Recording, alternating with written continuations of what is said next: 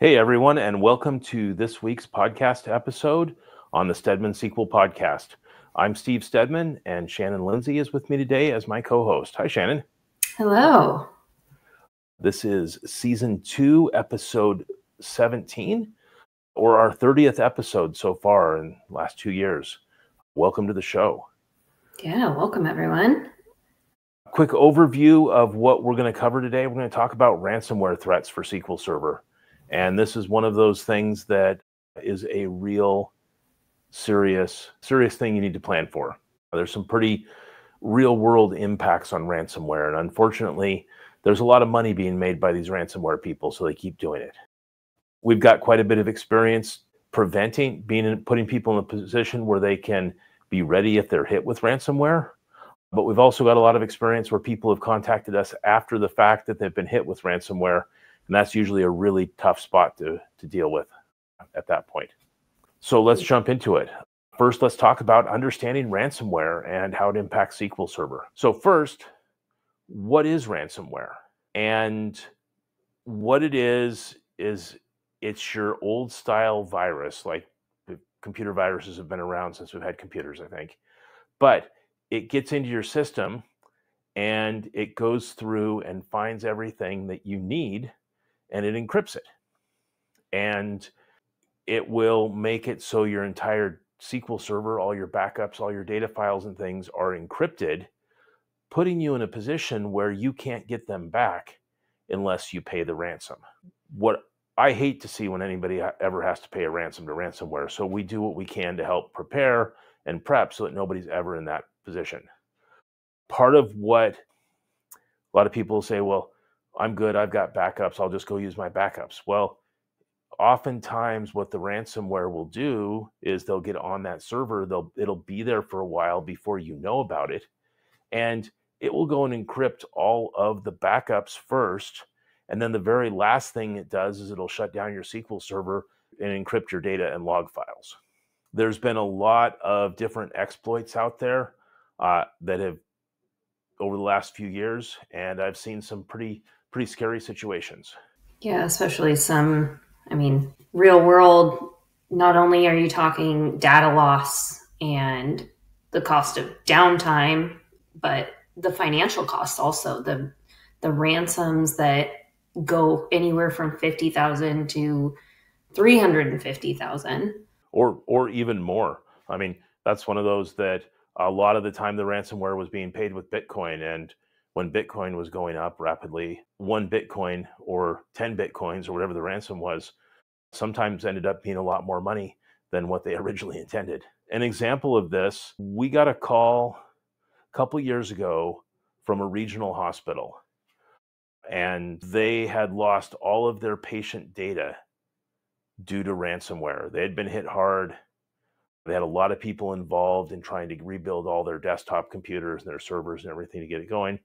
And they came to us and said, well, what can you do to help us? And I spent a couple of hours taking a look at it. And unfortunately, the outcome we had there was nothing we could do to help them. They had 100,000 plus patients probably in their system that they lost all record of every visit that those patients had ever had to that hospital. Imagine if you have a surgery scheduled for tomorrow and you go in and they say, hi, what's your name? And tell us why you're here. And you would probably expect, if you've got a surgery scheduled, that they would know about it, but everything was lost, from appointments to bookings to your history to everything like that. And they were at a point where they just had to go get the install disk for the software they were using to track their patient information, install it from scratch with an empty database, and just start filling it in over time. It was a really, really bad scenario for that regional hospital. Why would SQL servers be a prime target for ransomware? Well, a big part of it is that's your critical data. I think that, there's a lot of different servers in different environments that if you lose, maybe you can rebuild them. Maybe you rebuild your mail server and you get it back and you lose some mail, and it might not be the end of the world. But with SQL Server being that location that's going to hold that critical data, yeah, it's prime target. you can rebuild your other servers easier, but you can't get that data back very well unless you've got some backup that has not been caught, not been hit with the ransomware. What would you say are some key strategies that you can do to protect your SQL Server? Well, first off, you want to assume that you will be hit with ransomware at some point. And no matter how good of a DBA you are or system administrator, everything you do to protect that server, there's going to be some other server in your environment that somebody didn't know about that gets hit with ransomware and opens the door to let something into your SQL Server. So just start by assuming that you are going to be hit. And that worst case scenario is when you are hit, how are you going to fix things? How are you going to get things back and running again? The way to do that is really with regularly tested backups and having offsite or immutable storage. I really like offsite, like Azure Blob Storage or Amazon Storage. Or, working with one client a couple years ago, they had a weekly backup that they would put on a removable USB drive and one of the guys would throw it in their backpack and take it home with them every day. Worked with other clients where once a week they would take a full backup and put it in a safe deposit box because their office was right next to the bank where they had the safe deposit box available. But with this, the key is having backups that the bad guys can't get at and can't destroy. And if you say, oh, well, I've got my backups copied to the network drive. Well, if your SQL Server has the ability to write to that network drive, the bad guys probably will end up having that same ability to write to that network drive and destroy those backups before you have a chance to even know that they're on your system. How would you secure your environment, using things like TDE and stuff? Well, first, I would start with keeping up to date on SQL Server and operating system patches and vulnerability patching. With that, most of the time we've seen ransomware has been that some system in their network wasn't being patched appropriately. So number one, get it secure to do what you can to prevent things out. Follow the best practices for securing your SQL Server, where you set up limited access and restrict the permissions. Make sure you've got the right file permissions and that like website users that systems are using don't have full system administrator access, for instance. And then another one is using transparent data encryption for the data and log files and the backups as well. Now, TDE, we're going to talk about that in next week's episode. TDE is not going to prevent or help you recover your data, but what it will do is it will make it so that if the ransomware people try and steal that data as part of their exploit, that you know that they won't be able to get that data and run it in their environment if all of those are encrypted backups to begin with. So the other thing is doing proactive monitoring, using tools like our database health monitor or our daily monitoring that we do for our managed services clients, where we will detect unusual activity, looking at things like different sized backups, setting up alerts for failed backups or unauthorized access attempts. Basically, being able to know the status and health of that server so that when you're at the point that something is impacting your system, you know about it before it takes your system down. The other side of this, I think, is really important is just having a ransomware aware culture. A lot of companies now are required, we do this where we have security training regularly for our team, our employees. And with that, it just goes over some of those basic social engineering things and training people so that they're more aware of what could be happening that they could be doing to let some bad person into the system. So basically just be aware that there's always someone out there trying to get you. And that training that you may be forced to do by your employer is a good thing for everyone, not just for you, but for everyone in the company so that everyone's doing what they can to reduce it. But from the SQL Server side of things, just assume you will be hit with ransomware at some point and have a plan that if your entire SQL Server is compromised or destroyed, how are you going to get that back? Yeah, so I guess when it comes down to making that plan, What would you say are some of the first steps that you could do? Well, the first step I've seen a lot of people do, and I've kind of joked about this a little bit, but it's kind of a sad joke, is they're hit and they go to Google and search on how do I recover from how do I restore my backups? Then they find out their backups don't work.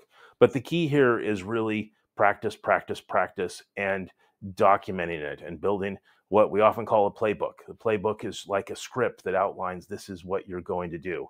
It may not be scripted down to the exact word, but it'll cover things like go to your safe deposit box and grab last week's full backup, or go to your Azure blob storage and grab those last immutable full backups, bring them down, and do things like restoring them. Documenting the whole process and testing it as you go so that you're never in a position where you're having to just kind of figure it out for the first time. Practice recovery drills to ensure minimum downtime. One client we worked with a few years ago, we had once a week, we would have a tabletop disaster recovery scenario where it was during a meeting. We'd take about 15 minutes of that meeting time, and I would present, here's a scenario.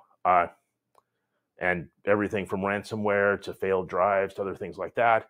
And then the whole team would verbally work through it. Nobody would actually be online doing the restores, but they would verbally work through it so that it was fresh in their mind that if that disaster hit, you'd be ready to recover from it. So practice it with actually real restores, but also practice it on like tabletop discussion. Yeah, so like when you're in elementary school and you do the practice fire drills or the earthquake drills. Oh yeah. And I guess I'm fortunate that I never experienced a real fire or a real earthquake when I was going to school. But yeah, we practiced those. We practiced those things, and we knew everyone was ready for it. So yeah, just like that. So our approach to ransomware recovery is that if you've been hit with ransomware and you're not prepared, it's probably too late. You're in a world of hurt at that point. So it's all about being proactive ahead of time before you're hit with ransomware. Assess the backup integrity and make sure that you've got things so that if you are hit, you're going to be able to recover. Practice restoring the databases without paying the ransom when possible. One scenario that I've seen more than once with people who've contacted me after they've been hit with ransomware is their giant data files. I mean, if you've got a data file that's like a terabyte or several terabytes in size, apparently these ransomware developers did not do the best job doing testing and QA on them, and they have a lot of problems decrypting those really big files. So even if you pay the ransom, oftentimes you will not get your bigger database files back. We had one example of this where we had worked with a client. I'd really pushed for offsite backups. They got hit with ransomware. It was a small manufacturing company, and it took them about an hour. They called me as soon as they got hit. We got on the phone, worked it together, and we were able to pull in their offsite backup and within about an hour, get them back up and running with their business continuity plan.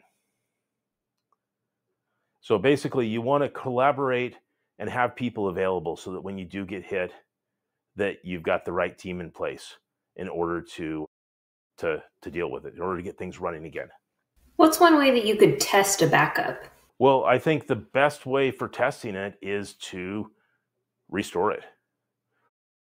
There's in one of my backup classes, I talk about Schrodinger's backup, where it's from a physics example of Schrodinger's cat, where it's theorized that there's a whole big thing around it, that the cat is either alive or dead in a box. Obviously kind of brutal there. But the deal is your backup could be bad, could be good. You have no idea until you've actually tested it and proved that it works. And if you run backups and you don't regularly test those, you can be in a position where doing that restore something might not be working the way you think it is. I've had some people contact me and said, well, we thought we had backups running, but it looks like somebody disabled the job 18 months ago and there hasn't been a backup since then. So the only way to know for sure that you've got good backups is to actually go and test those once in a while. What if those backups are encrypted? Okay, that's an interesting question because two angles on that. If those backups are encrypted, as in encrypted by ransomware where they're already been hit, well, you're out of luck. You might get them back if you pay the ransom, you might not. But if they're encrypted with something like TDE or transparent data encryption, well, you just need to make sure you have the right certificates and pieces in place in order to be able to get those back, get them restored. And that's where testing will make sure that you've got everything in place with that. I think that we've got some resources available for this that I want to share. We have a free ransomware awareness course. This is something I built 4 or 5 years ago. And after working with a few clients that had been hit with ransomware, the ransomware people just made me so angry that I wanted to do everything I could to get the word out there on how to prepare for that. That's why we're doing this podcast episode. And we've got this free ransomware class available at https stedman.us/ransomware. And that'll redirect you to our teachable courses where we normally sell classes there, but the ransomware one, we give it away totally free because I think it's so important to get the word out. We also have a backup and recovery class. It's a pay class. It's not an awful lot of money, but it will help you prepare for ransomware as well. And that's available at stedman.us/backup. And that's one of those things that the backup class focuses more on the recovery side than the straight backup, because I think everyone can probably figure out how to run a backup, but being able to figure out did the backup work correctly, and how am I going to restore it? How am I going to get it back in place when we do get hit? That's the important part. And then we also have an IT manager's white paper available. That's available on stedmansolutions.com in our white paper section. And it's the IT manager's white paper. And part of the section of that talks about preparing for ransomware as well. So what would you say are some of the key takeaways? I think the key thing here is to treat your data as though it is as critical as it is, and prioritize your backups, prioritize the testing of those backups, make sure that you have your servers secured and fully patched, and plan for how you're going to do a recovery when you do get hit. And that may be going and spinning up a new virtual machine in the cloud or on your network somewhere, and then just going and doing a restore there. We've worked on servers after they've been hit with ransomware, and the only way you really know that they're clean and there's no more ransomware infecting that system is to build a new machine from scratch. I would never trust a server that's had ransomware on it in the past. So prioritize getting a server built out, securing it, and planning of how you're going to recover there. And practice. All right. Well, I think that kind of wraps it up. But next week we have Derek joining. And the topic is going to be transparent data encryption, or TDE. And we're excited for him to be another guest appearance. Yep. Yeah, it's interesting. Some of the more popular podcast episodes that we've done have been the ones with Derek on it. So yeah, check that out. We're going to talk about everything you need to know to get going with transparent data encryption next week. I'd like to invite everyone to consider subscribing to the podcast on Spotify or YouTube. You can go to stedman.us/podcast YouTube or stedman.us/podcast Spotify. Or you can go to just Stedman Solutions and click on the podcast link and get access to all of it there. If you're watching this on YouTube or Spotify, please click the like and click the bell icon if you're on YouTube so you get notified of updates as we post more future episodes. If you need any help with preparing for ransomware, you can contact Stedman Solutions. We have a free 30-minute consultation, and you can get that at stedmansolutions.com. Also, consider downloading Database Health Monitor as our monitoring tool that we can use for proactive monitoring at databasehealth.com. I think that wraps up this week's episode. Thanks for co-hosting with me, Shannon. Of course. And have a great day, everyone.